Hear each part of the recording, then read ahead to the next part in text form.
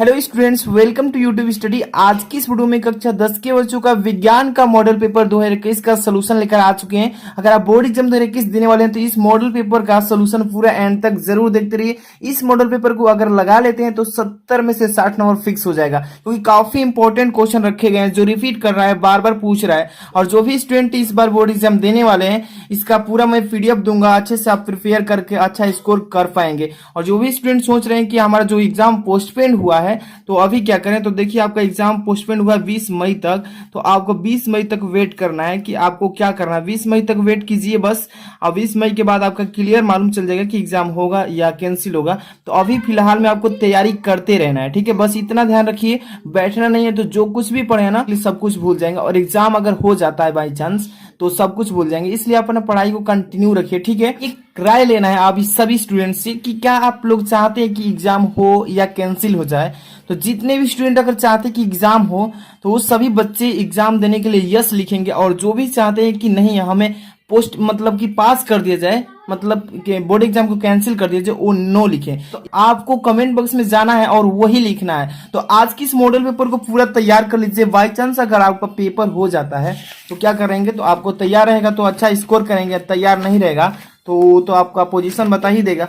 तो चलिए स्टार्ट करते हैं आज की इस वीडियो में। खंड ग से स्टार्ट करेंगे। बस खंड ग का प्रश्न नंबर 9 का क स्टार्ट करते हैं। क्वेश्चन लिखा है कि मनुष्य का प्रमुख उत्सर्जित उत्पाद होता है। ध्यान से देखिए कि मनुष्य का जो प्रमुख उत्सर्जी उत्पाद है ये कहाँ से होता है, अमोनिया से कि यूरिया से कि यूरिक अम्ल से कि अमीनो अम्ल से। आप कमेंट बॉक्स में जरूर इसका आंसर बताइए अगर अच्छे से तैयार किए हैं, बोर्ड एग्जाम देने वाले थे तो चलिए इसका मैं आंसर देखिए बताता हूं। मनुष्य का जो प्रमुख उत्सर्जी उत्पाद है ना, ये यूरिया से होता है, यानी कि जो बी नंबर ऑप्शन है ये राइट हो जाएगा, ठीक है बच्चों। अगला क्वेश्चन देखिए यहाँ पर ख नंबर क्या लिखा है 9 का, कि बोमेन संपुट भाग है। बोमेन जो है आपका ये संपुट भाग है किसका, पीत वाहिका का कि अग्न्याशय वाहिका का कि प्रोटेस्टो ग्रंथि का, वृक नलिका का। तो इसका आंसर कमेंट बॉक्स में जरूर बताइए 9 का ख का। तो इसका आंसर देखिए ब्रोमीन संपुट भाग जो है ना, वृक नलिका का एक भाग है, ठीक है ना। ध्यान रखिएगा, वृक नलिका का ब्रोमीन संपुट एक भाग है। ध्यान से अच्छे से क्वेश्चन को रिवाइज करते चलना है, ठीक है। और यहाँ पर ग नंबर लिखा है कि पुरुष के वृक से स्त्रावित। देखिए ग नंबर क्वेश्चन क्या लिखा है यहाँ पर, कि पुरुष के वृक से स्त्रावित हार्मोन्स के नाम है। यहाँ पर ऑप्शन दिया है कि एड्रिनल, यहाँ पर इंसुलिन, और यहाँ पर लिखा है टेस्टोस्टेरोन तथा एंड्रोस्टेरोन। और यहाँ पर डी नंबर लिखा है उपरोक्त में से कोई नहीं, ठीक है। तो यहाँ पर तो इसका राइट आंसर देखिए सी नंबर दिख रहा है ना, टेस्टोस्टेरोन एंड एंड्रोस्टेरोन, ये हो जाएगा इसका राइट आंसर, ठीक है। अगला क्वेश्चन देखिए घ नंबर क्या लिखा है, इसका लिखा है कि आरएनए में कौन सा नाइट्रोजनी क्षारक नहीं पाया जाता है। देखिए यहाँ पर ध्यान दीजिए कि आरएनए जो हमारा होता है राइबो न्यूक्लिक अम्ल एसिड, तो इसमें कौन सा नाइट्रोजनिक क्षारक नहीं पाया जाता है। थाइमिन नहीं पाया जाता है, एडेनिन नहीं पाया जाता है, कि यूरेसिल नहीं पाया जाता है, कि ग्वानिन नहीं पाया जाता। इसका राइट आंसर होगा ए नंबर, यानी कि थाइमिन जो ऐसा है वो ये चीज कि ये क्षारक की मतलब आरएनए में नहीं पाया जाता है, ठीक है। अब देखिए अगला क्वेश्चन चलते हैं 10 नंबर का क्वेश्चन। यहाँ पर ध्यान से देखिएगा क्या लिखा है 10 का क नंबर, इस तीनों को करना है, क ख ग तीनों, ठीक है। इसमें क्या लिखा है कि पोषण को परिभाषित कीजिए, यानी कि पोषण का परिभाषा बताइए कि पोषण क्या चीज होता है। और तथा मृत जीवी एवं परजीवी पोषण में अंतर भी बताइए, जो कि 2 नंबर तभी मिलेगा। देखिए पोषण का परिभाषा बता देते हैं, मृत जीवी परजीवी पोषण में अंतर। तो चलिए इसका आंसर क्वेश्चन नंबर यहाँ पर ध्यान दीजिए। अभी हम खंड ख करा रहे हैं इसमें, तो ये प्रश्नोत्तर संख्या यहाँ से ध्यान से देखते रहिए। प्रश्नोत्तर संख्या 10 का क नंबर, और इसका पहले पोषण का हेडिंग लगाना है बच्चों, ठीक है। क्या लिखेंगे, वह संपूर्ण, ध्यान से देखिए, वह संपूर्ण का मतलब होता है पूरा, संपूर्ण मतलब पूरा। वह संपूर्ण प्रक्रिया जिसके द्वारा जीवित जंतु भोजन प्राप्त करते हैं तथा इसका विभिन्न जैविक क्रियाओं में उपयोग करते हैं, उससे बोलते हैं पोषण, ठीक है।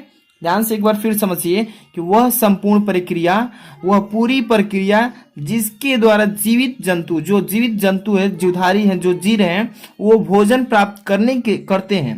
क्या करते हैं, भोजन प्राप्त करते हैं तथा इसका विभिन्न जैविक क्रियाओं में, मतलब विभिन्न जैविक क्रियाओं में उपयोग कर देते हैं, उससे ही बोलते हैं पोषण, ठीक है। समझ में आया ना क्वेश्चन। अगला क्वेश्चन देखते हैं, इसमें पूछा था कि मृत जीवी तथा परजीवी में अंतर बताइए। तो एक एक दोनों का परिभाषा अगर लिख देते हैं तो ये हो जाएगा इसका अंतर, ठीक है। तो देखिए सबसे पहले मृत जीवी का यहाँ पर हेडिंग लगाकर इसका डिफिनेशन लिख दीजिए। जैसे कि ऐसे जीव जो अपना भोजन, या बोलेंगे कि ऐसे जीव जो अपना जीवन व्यतीत करने के लिए मरे हुए जीवों पर निर्भर रहते हैं, उन्हें मृत जीवी जीव कहते हैं, ठीक है। ऐसे जीव जो मर जाते हैं कोई जीव, तो उसको ही खाकर अपना जीवन क्या करते हैं, बिताते हैं, उसी पर डिपेंड रहते हैं कि कोई जीव अगर मरता है तो उसको हम खाकर अपना जीवित मतलब जीव रखें, तो ये होता है मृत जीवी पोषण, ठीक है। ये अपना पोषण वैसे ही बनाते हैं। अगला इसमें देखिए क्या लिखा है, मतलब कि पूछा था कि परजीवी किससे कहते हैं। तो परजीवी में देखिए क्या होता है, ऐसे जीव जो अपना जीवन किसी दूसरे जीव के लिए सहारे व्यतीत करते हैं।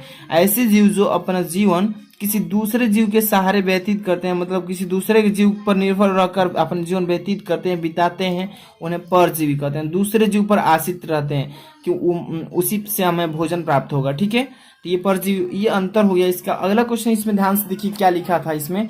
अगला क्वेश्चन इसमें है 10 का ख नंबर की सौर ऊर्जा का रासायनिक ऊर्जा में परिवर्तन किस प्रक्रिया द्वारा होता है, जो कि 2 नंबर का। सौर ऊर्जा जो है, सूर्य से प्रकाश मिलता है ना, तो ये सूर्य से जो प्रकाश मिलता है रासायनिक ऊर्जा में किस प्रक्रिया के द्वारा मतलब कि द्वारा होता है परिवर्तन, तो ये बताना है। तो चलिए इसका आंसर देखिए 10 का ख नंबर का, ध्यान से बस देखते रहिए, आप एंड तक बने रहिए। प्रश्न उत्तर संख्या 10 का ख नंबर, प्रकाश संश्लेषण के द्वारा सौर ऊर्जा का रासायनिक ऊर्जा में परिवर्तन होता है। ध्यान से देखिए, प्रकाश जो संश्लेषण होता है, यही क्रिया के द्वारा जो है सौर ऊर्जा का रासायनिक ऊर्जा में क्या हो जाता है, परिवर्तन हो जाता है। अच्छा समझ में आया कि सौर ऊर्जा रासायनिक ऊर्जा किस प्रक्रिया द्वारा बदलता है, तो प्रकाश संश्लेषण के द्वारा। बस इतना लिखना है, ठीक है। अब देखिए नेक्स्ट क्वेश्चन इसमें क्या पूछा था, 3 क्वेश्चन पूछा है ना ग नंबर कि श्वसन क्रिया कोशिका के किस अंग में होती है। श्वसन की जो क्रिया होती है, सांस लेने की क्रिया जो होती है, वो कोशिका के किस अंग में होती है, कोशिका के। तो इसका आंसर देखिए 10 का ग नंबर के, यहाँ पर ध्यान से देखते रहिए। प्रश्न उत्तर संख्या 10 का ग, श्वसन क्रिया प्रत्येक जीवित, जितने भी जीवित कोशिका हैं, तो कह रहा है कि श्वसन क्रिया प्रत्येक जीवित कोशिका के कोशिका द्रव्य में, यानी कि साइटोप्लाज्मा एवं माइटोकॉन्ड्रिया में होती है, ठीक है। ये दोनों चीज अच्छे से याद रखिएगा कि श्वसन की क्रिया जो है प्रत्येक जीवित कोशिका के कोशिका द्रव्य, जो कोशिका द्रव्य बनाई जाती है, आप पढ़े होंगे 9th में भी इसको, साइटोप्लाज्मा एवं माइटोकॉन्ड्रिया में होती है, ठीक है। ये हो जाएगा इसका आंसर। अगला क्वेश्चन देखते हैं इसमें। अगला क्वेश्चन 11 नंबर क्वेश्चन क्या पूछ रखा है इसमें, जो कि यहाँ से 4 नंबर के स्टार्ट होते हैं। अगर इसका पीडीएफ पूरा मॉडल पेपर का चाहिए तो वीडियो के डिस्क्रिप्शन में मैं टेलीग्राम का लिंक दिया हूं और व्हाट्सएप का लिंक, व्हाट्सएप ग्रुप का, वहां से भी ज्वाइन हो जाएंगे और आएंगे जैसे ही तो वहां पे मैं अवेलेबल कर दूंगा, सब भेज दूंगा, ठीक है। प्रकाश संश्लेषण को प्रभावित करने वाले कारकों का उल्लेख कीजिए। प्रकाश संश्लेषण जो प्रक्रिया है उसको प्रभावित करने वाले जितने भी कारक हैं उनका यहाँ पर नाम बताना है। या अथवा में भी क्वेश्चन पूछा है इसमें कि मनुष्य की श्वसन क्रिया में गैसीय विनिमय तथा गैसीय परिवहन किस प्रकार होता है। जो भी आपको अच्छे से याद होगा उसका आंसर आप बता सकते हैं। तो 11 नंबर का क नंबर मैं बता रहा हूँ, यहाँ पर एक बता दूंगा, आप एक अपने से याद कर लीजिएगा, ठीक है। तो आप देखिए 11 नंबर का क नंबर कर रहे हैं ना, तो यहाँ पर प्रश्न उत्तर संख्या डालेंगे ऐसे, और यहाँ पर डालेंगे क्या कि प्रकाश संश्लेषण की क्रिया को एक सबसे अधिक प्रभावित करने वाला कारक प्रकाश है, ठीक है। कौन सा है, प्रकाश है। चूंकि सूर्य की उपस्थिति में पौधे अपना भोजन बनाते हैं, सूर्य की उपस्थिति में भोजन क्या करते हैं, पौधे बनाते हैं, तथा यह क्रिया अंधेरा संभव ही नहीं, मतलब कि जब यह क्रिया जो है प्रकाश नहीं रहेगा तो अपना भोजन नहीं बनाएंगे। कि प्रकाश की यहाँ पर देखिए पखरता है, ठीक है। प्रकाश की किस्म तथा प्रकाश का समय प्रकाश संश्लेषण की क्रिया को प्रभावित करता है। जैसे कि सूर्य जब उगता है तो उसमें प्रकाश निकलता है ना, तो वो प्रकाश के संश्लेषण में प्रकाश ही पहले नंबर क्या करता है, प्रभावित करता है। बस इतना का स्क्रीनशॉट ले लीजिए, हो जाएगा आंसर, ठीक है। अगला क्वेश्चन इसमें देखते हैं, काफी इंपॉर्टेंट क्वेश्चन है। तो अगला क्वेश्चन इसमें है 12 नंबर का स्टार्ट करेंगे। 11 नंबर का ख नंबर ध्यान दीजिएगा, इसमें 11 का ख भी करेंगे। यहाँ पर लिखा है कि मनुष्य में 4 प्रकार के रुधिर वर्ग पाए जाते हैं, उनके नाम लिखिए। उनमें से कौन सा सर्वदाता और कौन सा सर्वग्राही है, उस कारक का नाम बताइए जिसके कारण संतान की मृत्यु एरिथ्रोलास्टोसिस फिटेलिस के कारण हो जाती है। तो ये बता दीजिए, अगर याद नहीं, थोड़ा बड़ा सा है। और नीचे वाला पढ़ लेते हैं क्वेश्चन। कह रहा है कि बीज रहित पादपों में जनन क्रिया किस विधि द्वारा होती है, उदाहरण एक बताइए। बहुत ही छोटा सा है, अथवा वाला कर सकते हैं बोर्ड एग्जाम में, तो ये बड़ा वाला को छोड़ सकते हैं, छोटा वाला कर सकते हैं। तो चलिए मैं बता देता हूँ अथवा वाला, ठीक है। तो देखिए यहाँ पर ख नंबर, ध्यान से प्रश्नोत्तर संख्या 11 का ख नंबर अथवा में बता रहे हैं। तो अथवा ऐसे लिख लीजिएगा, क्या लिखेंगे, बीज रहित पौधे अलैंगिक या लैंगिक रूप से प्रजनन कर सकते हैं। क्या करते हैं, बीज रहित, जो इसमें बीज नहीं है, तो वो जो पौधे हैं बीज रहित पौधे अलैंगिक या लैंगिक रूप से प्रजनन तो कर सकते हैं। जैसे कि एग्जाम्पल के थ्रू कौन कौन से हैं, तो बीज रहित पौधे जैसे हैं, यहाँ पर देखिए हर्न वाट्स, एक है देखिए लीवर वाट्स विखंडन के माध्यम से अलैंगिक रूप से प्रजनन कर सकते हैं। तो ये हो जाएगा इसका राइट आंसर, ठीक है। अगला क्वेश्चन देखते हैं। अब 12 नंबर क्वेश्चन देखिए ध्यान से बच्चों। 12 का क नंबर, पोषण क्या है, पोषण की आवश्यकता क्यों पड़ती है, पोषण के कुछ प्रकारों का उल्लेख कीजिए। पोषण तथा पाचक है, पाचन तथा पोषण में अंतर बताइए। ये भी क्वेश्चन बड़ा है, लेकिन मैं इसको बता देता हूँ, सब तो छोड़ेंगे तो काम तो चलेगा नहीं ऐसे में। अब यहाँ पर अथवा में पूछा कि मनुष्य में आंतरिक परिवहन किस प्रकार होता है, संक्षेप में लिखिए। ये तो छोटा है, आप भी लिख सकते हैं, जो कि 7 नंबर का क्वेश्चन पूछता है बोर्ड एग्जाम में। तो पोषण क्या है, पोषण की आवश्यकता क्यों पड़ती है, पोषण के मुख्य प्रकारों का उल्लेख कर दीजिए, अपाचन तथा पोषण में अंतर बता दीजिए। चलिए एक एक, पहले पोषण किसे कहते हैं। तो पोषण का तो मैंने अभी ऑलरेडी बताया, ये वाला क्वेश्चन में आपको बताया ना पोषण का परिभाषा, तो वही पोषण का परिभाषा दे देंगे, बस इसका आंसर तो इसी में से हो जाएगा, ठीक है। तो पोषण का बताने की क्या जरूरत है, वहां से भी देख सकते हैं पॉज करके वीडियो, क्वेश्चन नंबर में आ जाइए, कितना 10 नंबर में आ जाइएगा, वहां से याद कर लीजिए। और पोषण की आवश्यकता क्यों पड़ती है, तो चलिए मैं बता देता हूँ इसका। तो ध्यान दीजिए, यहाँ पर सबसे पहले नंबर 12 का क कर रहे हैं ना, तो क में से जो हमारा पोषण की आवश्यकता, यही ना कर रहे हैं, पोषण की हमें आवश्यकता क्यों पड़ती है।